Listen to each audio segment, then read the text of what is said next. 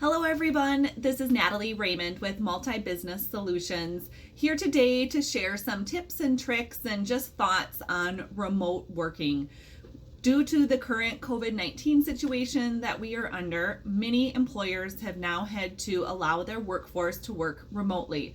And for many of them, this is a new thing and maybe a scary thing for them. So, Multi Business Solutions has been doing this primarily about 75% of the time, maybe 80% of the time. We as a company do work remotely.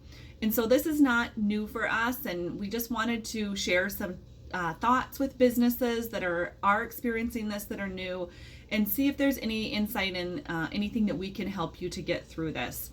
Multi-Business Solutions provides accounting and bookkeeping services for small to mid-sized businesses. We also provide HR and business consulting services as well. And we understand the challenges that business owners often face as they try to make decisions both for their company and the overall good of the company, and also for the employees that they have. So today, again, we just want to talk a little bit about remote working, which is also known as teleworking or telecommuting. Those are a couple interchangeable terms, and this is not something that's new. Teleworking, working remotely, has been on the rise in the United States over the past several years. I previously worked for a company that moved their majority of their workforce remotely.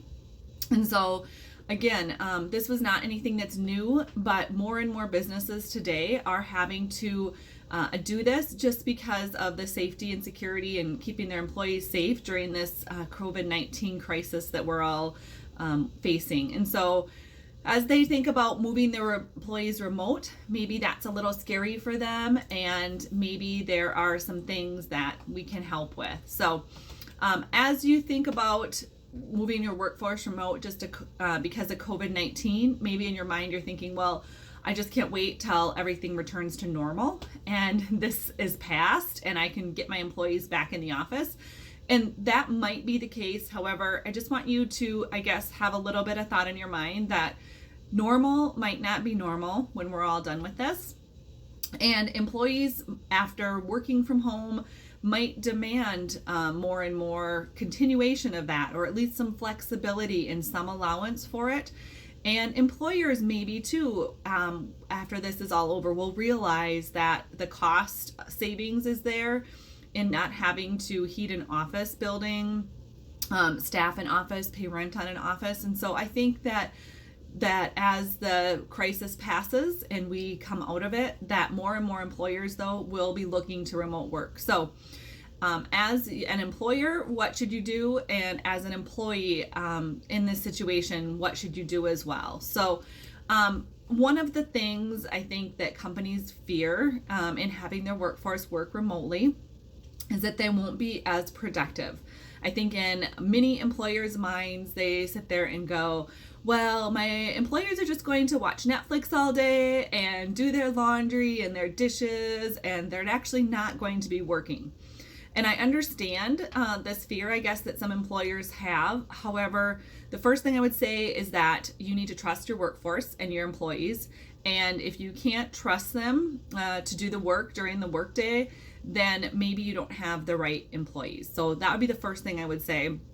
But the second thing I would say is that really it's not something you need to fear, because the statistics, the studies that have been done about it actually show that employees that work remotely or work from home, the majority of the time put in more time than their counterparts that are in the office. A study by Airtasker in 2019 found that remote working employees actually worked 1.4 days more in a month than their counterparts in an office. So please, don't fear that employees will not be working.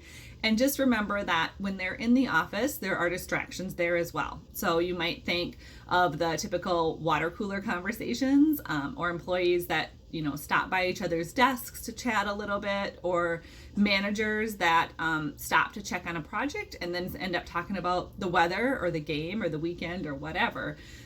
Which communication is important, but just remember that not all communication is productive either. And sometimes those conversations can go longer. So again, if you fear that your employees will not be productive though, and you want to make sure that they are managing their time, a couple things that we would suggest would be to have employees obviously still punch a time clock, and that they are still putting in their hours that way, and checking in. Another thing, even if they aren't just punching a time clock, if you have a salaried employee that you don't want to have to punch a time clock, you can also use an app called Toggl.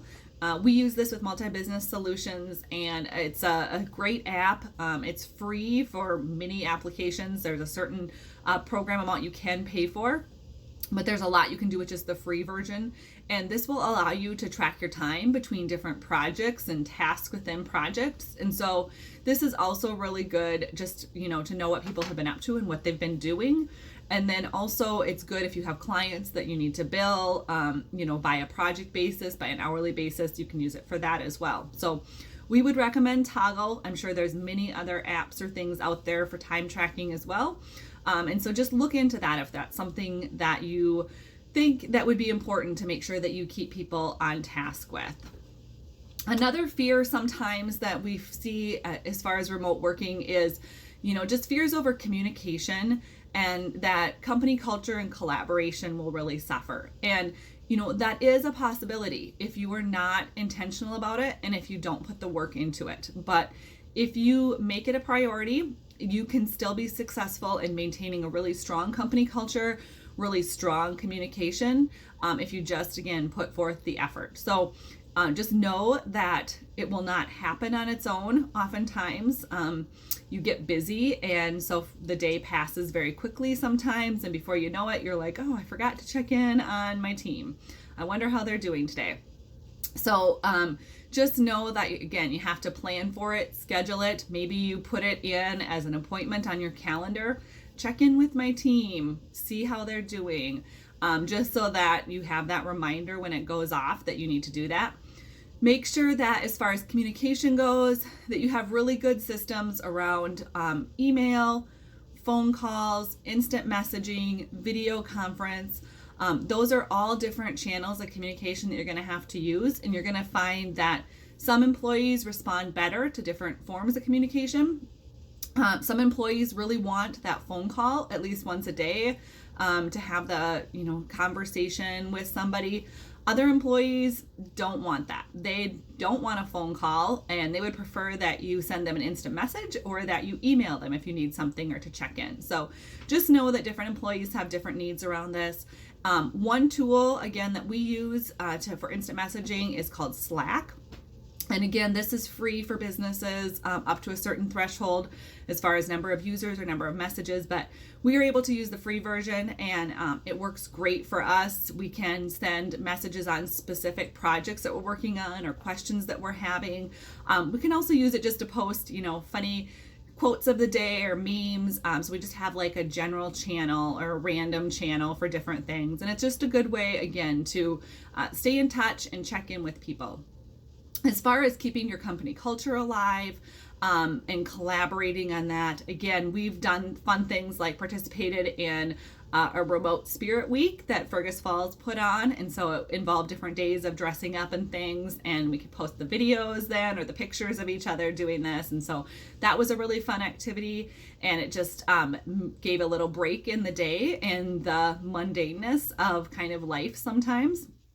Other things that you should make sure and consider is that even if you have a remote workforce, and obviously this situation of COVID-19 is a little bit different, but I would say typically you would still want to get together throughout the year. And so maybe it is a company Christmas party, maybe it's a summer picnic, something like that, where you're still taking the time to get together when we can again, and collaborating that way. So just know that your company culture, communication, and collaboration doesn't need to suffer if you're intentional about it and you set up some systems and programs, and that you make sure that you follow up on it.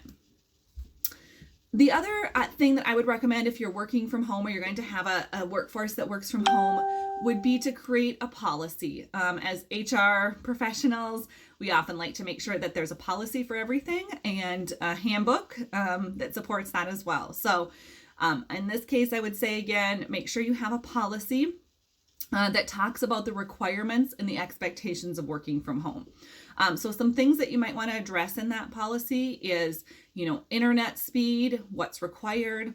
In addition to having, a certain internet speed and ability, do they need to have a backup internet source as well? So maybe they have their standard, but you also want them to have like a mobile hotspot on their cell phone in case their regular internet goes down. So think about that.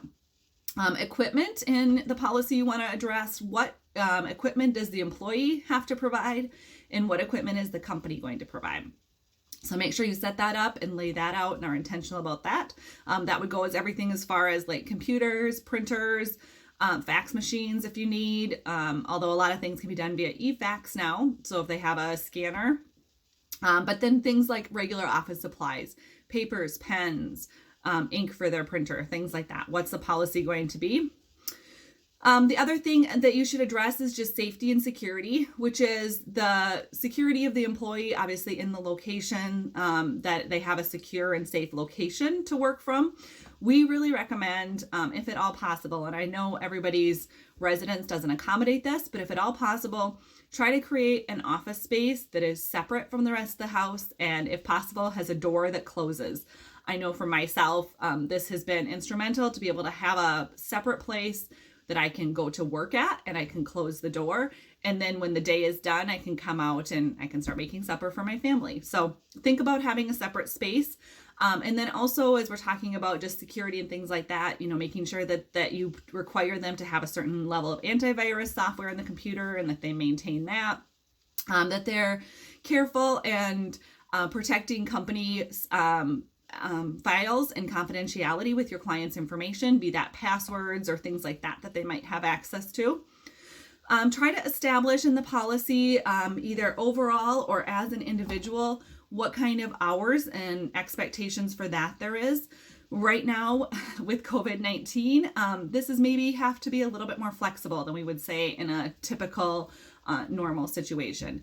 If employees have children that are at home with them, this presents additional challenges, and they might have to spend some of their time homeschooling or making lunches or things like that they wouldn't do typically. But try to set some expectations that are clear between you and them, and then try to be flexible and supportive as much as you can as well.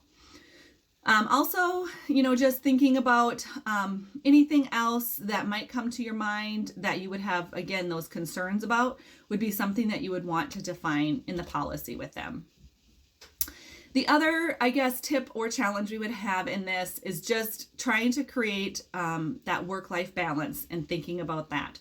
I know that when I was young and started out at a new job, I had a supervisor that told me that she had once worked from home. And she said she really didn't like it and she was happy to come back to the office because she felt like when she was home, she just worked all the time. And so I think that again is a concern for employees, just that they don't leave their job because their job is their home. And so they might remember the things that they have pending, things on their to-do list that need to get done, and projects and things like that. And so the tendency might be to, work more than they really should and not have a good separation in work-life hours. So again, I think trying to set some sort of a schedule and committing to what your working hours are and then what your off hours are and your family time hours.